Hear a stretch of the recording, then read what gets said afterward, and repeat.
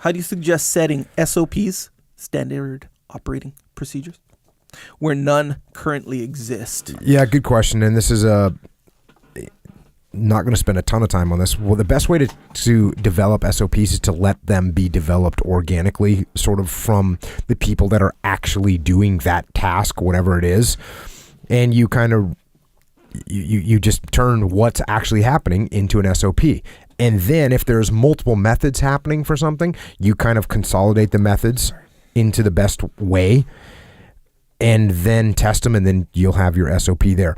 One thing that you shouldn't do with an SOP is come up with a standard operating procedure inside of a vacuum and then push it down on the folks below you in the chain of command, because they're going to reject it.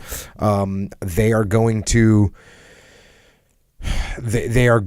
know a better way of doing it because you made it up in a vacuum. So don't do that.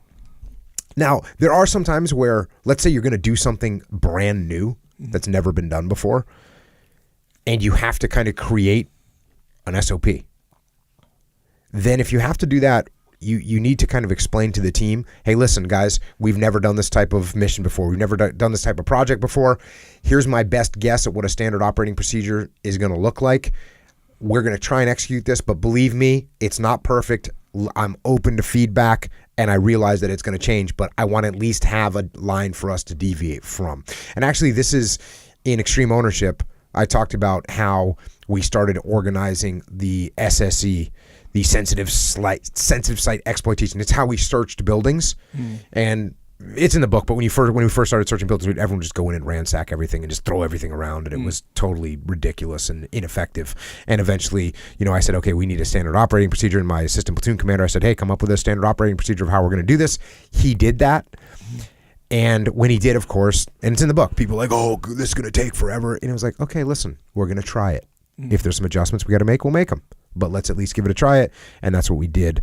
And one of the best things you can do if you have to come up with an SOP is not only let it come organically from the task itself, but let the people that are actually doing the task come up with the standard operating procedures. So if you had some project that you did over and over again, I wouldn't come and say, hey, okay, here's how I want you to do this project from now on, Echo. I'd say, hey, Echo, since you're doing this all the time, can you capture what it is you do, and we can take those best practices, turn them into a standard operating procedure, and get them through the whole organization. And you'd say, oh, that's cool. You would kind of feel some ownership of that, and then you would put together a good plan.